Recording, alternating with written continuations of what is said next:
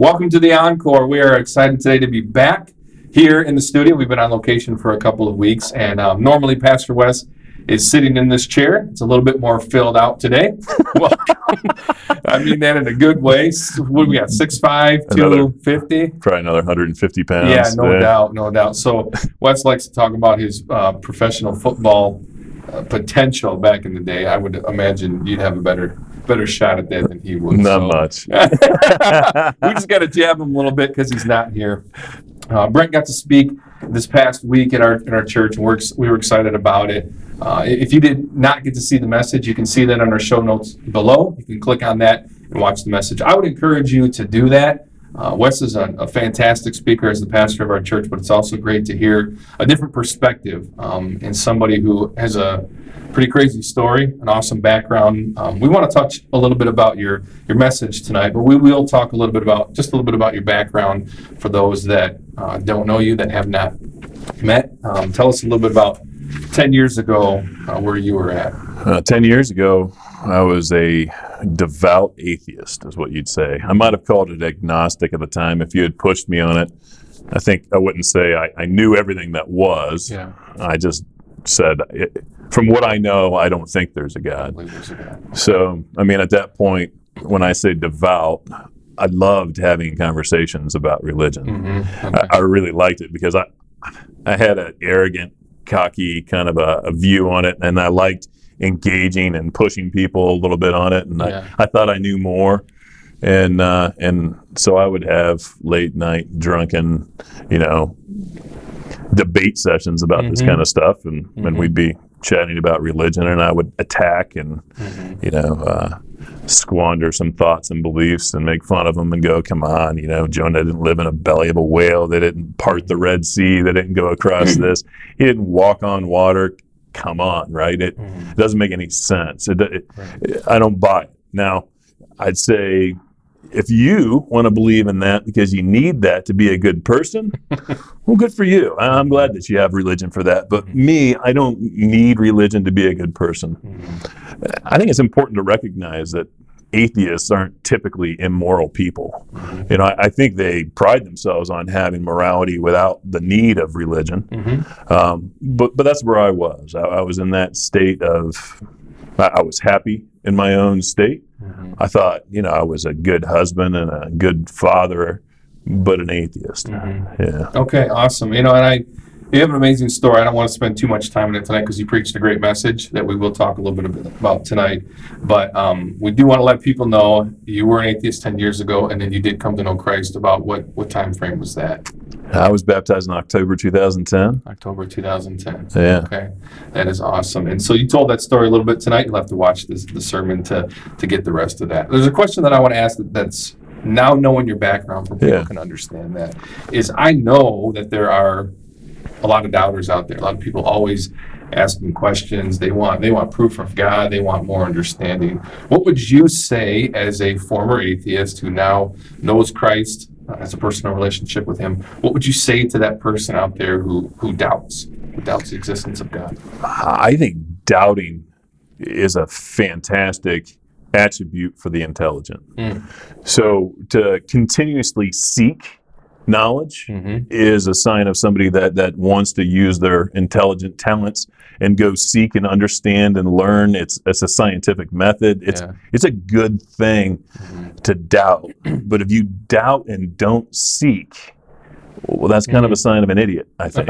Right? That's a good point. You got to go after it. So if you doubt and you don't know, well, then go seek and go learn.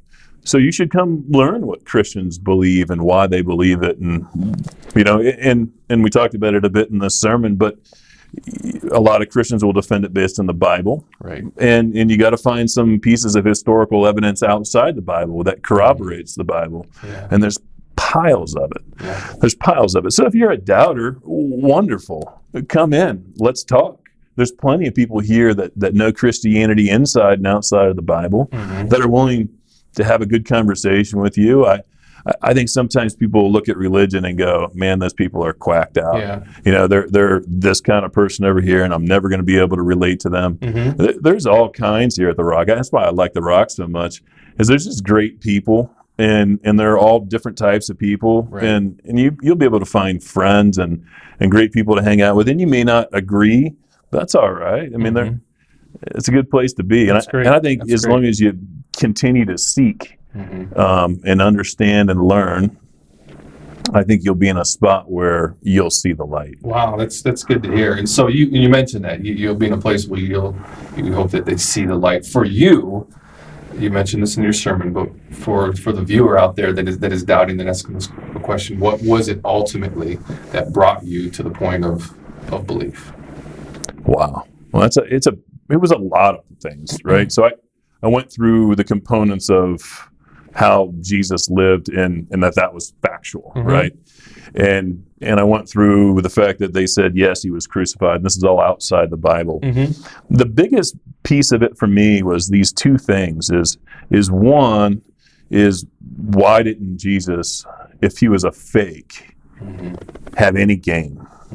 It makes no sense to me that anyone who was trying to put on a show, who was trying to get him and his 12 buddies to get this big thing going, this elaborate farce, wouldn't have been done without gain. Right. So where are the people that said he had gain? Some people would try and smear his name, wouldn't they? And they'd go, oh, no, he was pulling money from this, or he, had money that was given to him over here, or he had a house and these people treated him well. He'd have women, or he'd have sin in his life, but there was none of it. You'd think that there'd be a smear campaign against him with so many people that had something to gain by his downfall, right? So when Jesus took power, and that's why they crucified him, it's because he was controlling the minds of the people and they were following him. And then when they follow you as an influencer, they're not following somebody else. And people got worried about that because those people had something to gain, right? So they wanted them to follow because they prospered off of that. That's where their kingdom and their power and their control and authority was. So Jesus didn't do that. These other people had something to gain from it. There'd be a smear campaign and all that kind of stuff off of it. So that didn't make sense to me, one, right? Unless he was truly doing what the Bible says he did. And then two is, if it was fake, it would have waned. Like all these people that saw this guy get crucified, maybe there'd be some believers around there that went, okay, this was, it was a good run. I still believe in him. But then when Grandpa tells you that story later, and you go, yeah, Grandpa's a little nuts, right? But it didn't. Grandpa was moved and changed in his life in such a way that there was a light about him that the grandson then is learning. And some people would call it brainwashing, like, oh, no, you just brainwashed. But brainwashing won't last. That's not going to continue to grow. And the Christianity grew and exploded. Like it went from thousands of people right around where Jesus was to like 500 years later in like 528 AD, the Roman Empire, who was trying to squash Christianity for years and years and years, finally just went, nope, Christianity's it. So it had exploded so big, that explosion wouldn't happen without the true light of Jesus Christ in people's lives, and that changed life, and people seeing that. That's an impossibility without Christ and the Holy Spirit. Wow, that's awesome to hear from that perspective. So let's dive into your message a little bit. You used the parable in Matthew about the talents, right? And so essentially there was a couple of guys that had been given different talents, and the third guy had a talent and was afraid, right? So he buries it, and he doesn't ever do anything with it. And what's said to him? At the time, he said, "Oh, geez, can I read it?" You can read it, yes. He said to him, and the one who had received the one talent came up and said, "Master, I knew you were a hard man, reaping where you did not sow and gathering where you scattered no seed. I was afraid." So the master came back and answered him, "You wicked and lazy slave." You wicked and lazy slave. That's vicious, isn't it? Yeah, it is. That's real hard. You knew I reaped where I did not sow and gathered where I scattered no seed. Then you should have got me some interest, is basically what he says. And that at the end, he took his talent away and gave it to the other guy that had 10. And he says, throw out the worthless slave into the outer darkness, into the place where there will be weeping and gnashing of teeth. Okay. So if you don't use your talents, it'll be taken from you. And then I'm pretty sure that guy's going to hell, where there's weeping and gnashing of teeth. So, I mean, that's a impactful parable that he tells about this and what happens when you don't use the gifts that God gave us. Yeah, absolutely. And I want to talk a little bit life application. And so sometimes when Pastor Wes is sitting here, he can give answers, and sometimes people think, he's a pastor, he's got these answers or whatever. From your perspective, as somebody who's not working every day in the church but serves the Lord, how do you see Christians today wasting their talents? What are some examples, or what do we see in that world from your perspective? Yeah, so I'm fairly new at Christianity, right? Mm-hmm. So when I got into the church, I recognized there are Christians here that know this Bible inside and out way better than I do. Mm-hmm. And Wes was one of those people in my life. That's what moved me from this atheism to Christianity. So I would say there's people that have that talent. And then once I became a Christian, I had this yearning desire to go out and try and speak to those that were lost and things like that. And I see Christians that have those skill set, lock, stock, and barrel, that aren't using them. Mm-hmm. That component that I spoke about today, going, well, yeah, we pray for them. Oh, we'll pray for you. Oh, I'm praying for them. I'm praying for this. And I go, well, maybe you should get out and do something. Mm-hmm. And that's the push that I saw in the church. Is there's a lot of praying, and praying's wonderful. It's a great thing. It's biblically sound, but not a lot of action. Yeah. And that action, like we said, you got to play the game in order to hone the skill. You don't know what you're missing until you get out and get into the trenches and get beat up. And that's what I was seeing is that some of those talents aren't being used. And I think the talents come in all shapes and sizes. My wife, Catherine, and I run a community group at our house called The Win out of Corinthians. And we share in that group stories that we've been utilizing, who we've been working with, who we've been trying to, bring to Christ. Right. And then our successes and failures. And to be honest, there's more failures than success. Yeah. But the talents that we see are the ones that, like the shyest person in the room might come up with something and they'll say something and everyone in the room goes, wow, that was powerful. You said that? And then we all grow from it. So talents are in everyone in all shapes and sizes and ages and degree, and older and young kids have them too. Right. My daughter has talents and she's blessed by the Lord, and she encourages me and gives me motivation, and her talents come out. I go, wow, I just learned something from my daughter, and she's 100% right. Yeah. And so it comes from everyone. Yeah. And it hurts me when I don't see people use it when I know they can. Yeah, I want to speak to that hurt a little bit and just maybe some vulnerability on your side. But because you came from, maybe that atheist world and consider yourself a newer Christian, is it frustrating to you to see that, to think, man, sometimes I wish if I had been a Christian all this time, what I would have given, and you look at people and say, I wish I could give, wish you would give more. Is that hard? I mean, so it's exhausting. Yeah. So the worlds that I lived in are still my worlds, right? Yeah. The people I was friends with are still my friends. I still care about those people greatly.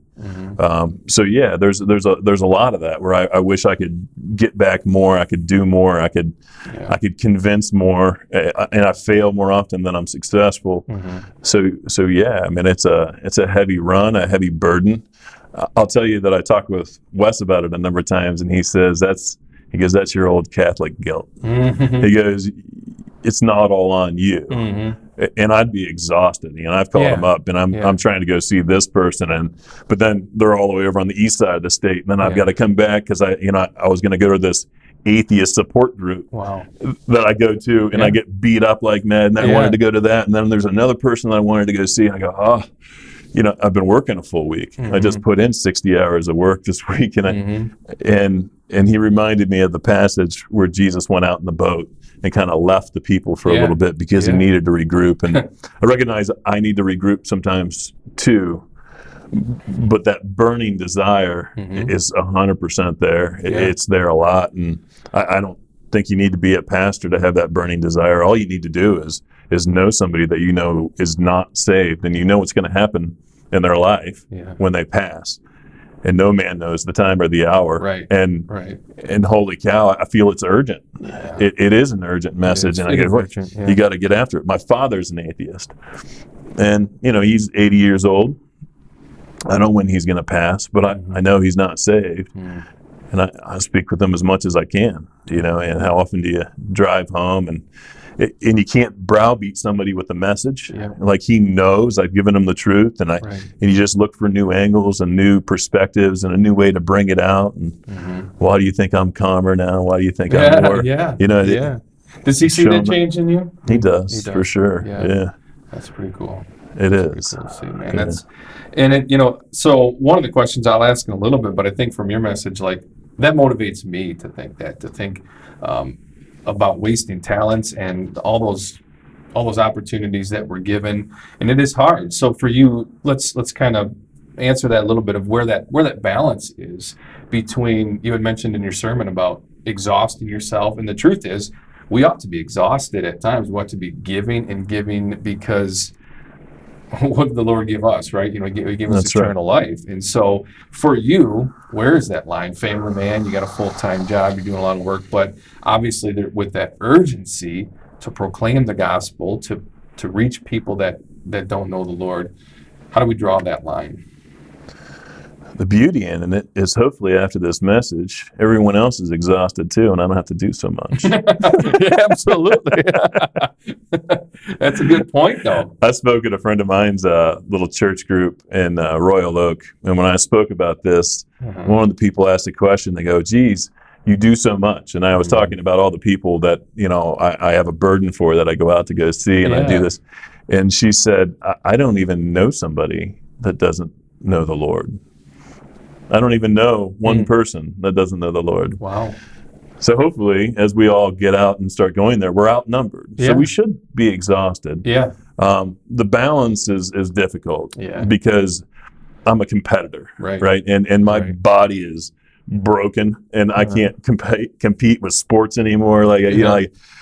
So without having that sports competitive nature, this is what I'm competitive at. I'm competitive at work and going to build the best vehicles out there. I'm competitive in this religion deal to go seek as many people as I can to save.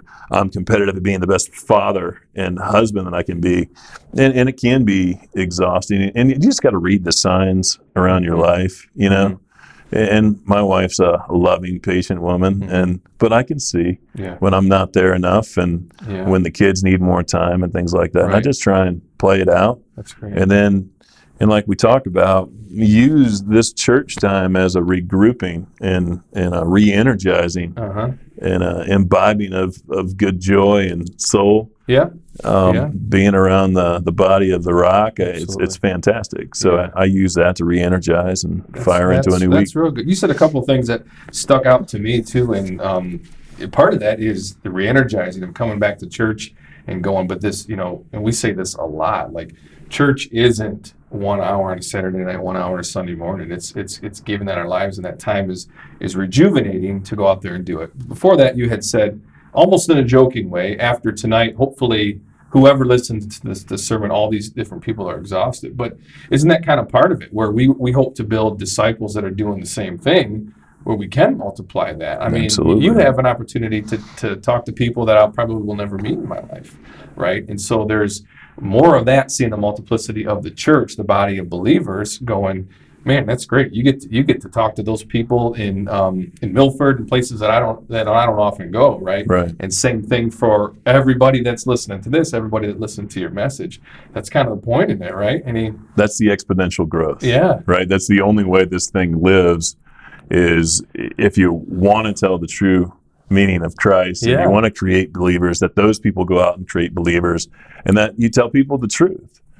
It sounds cultish, the same way, but it has salvation in it. So it's truth, and that's the heart of it, is that that's how it lives.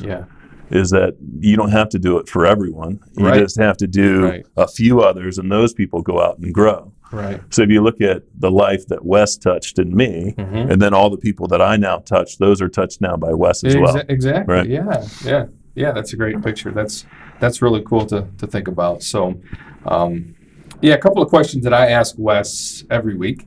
I'm going to kind of ask you about those two as a part of your message. So, in all the preparation, what's some other things that you would have liked to have said, you'd like to have added to that message of what you could have expounded upon, I guess? I would have liked to have spoken to the non-believer potentially in the room more. Mhm. So that process that I kind of walked through was a quick logic path. Yeah. But that logic path took me, I don't know, probably 6 months to Okay. research and write down in a way that made some good logical sense. I call it statistical, logical, and historical. Mhm. So there's piles of data in there. Mhm. And I talk about what correlates to history, what creates good historical prevalence or the accuracy of history. So I went in and researched piles of data on what makes a work of art historically prevalent and concrete. Yeah. And then how do I find that in all these other statements that I find around the Bible that I use to correlate the fact that Jesus lived and he did these miraculous acts and he was crucified and he did these things. So there's good data there. And to the non-believer that might be at the Rock or watching online, there's great evidence there that I'd like to go through. Yeah. But hopefully today's message was encouraging so that others will go look that information up too and go speak to the people in their lives. But if somebody's watching and wants to contact me, I'm game on. Yeah. I'd love to have that conversation. I've had it because I've had some of the same doubts. So I'm very comfortable with atheists and things like that to go through that conversation. I think it's logical. I'm a very logic-minded person. So if I could go from where I was to where I am today, I think it's possible for anyone if they're open, if they're seeking the truth. Yeah. And if you're intelligent, you always seek the truth. Yeah, man, I think we could create some potential for some places for that. And I know there's probably more people out there. One of the things I want to say with what you've helped people understand and learn too is that I think sometimes in the church we probably don't think it's okay to ask questions and doubt. And maybe you haven't seen that, not growing up in the church as long. I know I have, where people feel that they're not comfortable, they're not allowed to ask some of those questions. And so I think this brings a different perspective. This brings in a different viewer, another person who's out there wondering, and you're saying to them, welcome, let's talk. Please. That's beautiful. Absolutely. That is so cool. And I love that. That's the picture of the church. That's what we should be. And sometimes I think the reason that we portray that we don't welcome that or whatever is because maybe we're afraid of not knowing the answer ourselves, right? And so one of the things that I always love to say is, I don't have it all figured out, but we trust in the one who does, And so when people ask me a question, I'm like, you know what? I want to find that answer out. I want to know that a little bit more. And I think it helps me, it helps us study that, research that more a little bit. So that's how you hone your talent. Absolutely. Right? Yeah. And that Exactly. What a beautiful picture. And I think this brings a different perspective in bringing that up. So that was a sidebar. That was in our next question. Anyone that hasn't failed at anything has never grown to their fullest extent. Yeah. So you haven't honed that talent of yours the best unless you've gone, worked at, and failed. Yeah. So if you try and act like you have all the answers, I know immediately you're wrong. Right. Right? Because you don't. Right. Right. Failure's out there for all of us. Absolutely. Right? There's only one perfect one. Yep. Absolutely, man. That's cool. Last question, and then we'll close up here. So in your preparation, in your study, what is the thing that you saw that stuck out to you that either convicted you a lot or that you had learned from that you were like, wow, that's a pretty cool thing? So ages ago, I think it was probably in 2011 in October or so, Wes preached a sermon on the night watchman. And it was, I think, from Ezekiel, I don't know, it might have been chapter 21 or something like that. And he was speaking to a bunch of pastors in the room. And they talked about that night watchman type of verse that I read through today, but it was a different verse where he says the community chooses a night watchman, and that person now has this duty to speak the truth to those that are wicked, and or else their blood will be on your hands. Yeah. So when I had read that verse, I always kind of felt like that's for pastors, and it kind of gave me like a free card, even though I've still yearned for speaking with atheists and things like that. It was nice that it was a free pass, that if I have an opportunity to speak at work or this or that, maybe that's not me because I'm not a pastor. But then when I got to that other verse in Ezekiel, and it says, all that know the word of the Lord, it's on you. That was the part that stuck out to me the most. Awesome. And I had reread it. I was looking for it in the Bible because I had remembered that sermon, and I found this verse instead of that one. Which was just opportunistic. It was good that I had found that. And I go, wow, that's all of us. That's not just the pastor in the room. That's for me. And it was haunting, right, and convicting, and it should be. And we'll all fail at it. At some point, right? So then we'll ask for forgiveness, and we'll receive that as long as we're true in our heart. But the conviction to go after that is real. Absolutely. Yeah, you know that you said Michael Jordan in your sermon tonight, so I'm going to talk about Michael Jordan. He was cut from his basketball team in high school, and so I'm only saying this because you talk about failure, and I think that's something that drove that guy to be as great as he was. I'd still call him the greatest ever. LeBron's a close second. You don't call LeBron James the greatest? He's a close second. I think Michael's number one. You're from Ohio, aren't you? Yeah. I'm a LeBron fan, but he's a close two. But anyways, like I think that's important to know as a Christian too. Is like we're afraid to not have that answer or to fail. And I think you had touched on that. That's what helps us grow. You get to that point, and then you yearn for more, and there's that desire in you to exhaust yourself to know the truth and to learn more. So failure's where it's at. You got to go out and play, for one. Like I talked about before. If all you did was practice, you'll never be the best, right? Because you've got to see different defenses, offenses that somebody else is going to try and do against you. They're going to run a box and one, and whatever it might be. That's how you get better. So I mean, you'll never be great. You'll never hone that talent unless you play the game. Absolutely. And then failure's where it's at. If you played a bunch of grade school teams your whole life and always won, you're not going to get any better from that either. So. And so your message tonight would be to Christians, hey, get out there and play. Get out and play the game. It's a great game. It's a great team. It's a great team with great people that are on it. We got a heck of a coach. And frankly, I think it's a fun game. And if you do it right, you'll come out of it with great friends. There's wonderful people all around the world that aren't Christians, that are just from a different walk. And then you see the diversity of people kind of come together in your life, and diversity brings you new intelligence, new customs, new cultural plays, and then you can grow in Christ in the same time. I think it's a great place to be. That's awesome. Very cool. Well, Brent, thank you for being willing to speak, being willing to preach. That's an awesome thing. You're out there, you're playing the game. So I want to say thank you for that. Thank you guys for joining us on this Encore. Don't tell Wes this. This was my favorite episode. This is my favorite interview. So tell Wes that. That's all right. We'll tell him. He's gonna watch it. Who are we kidding? But we get to welcome Pastor Wes back next week, and so we're also excited about that. But Brent, thank you for joining us. And as always, we hope to see you guys next week. If you did miss this message, I want to encourage you to watch it. It'll be on our show links below. We'll see you next time.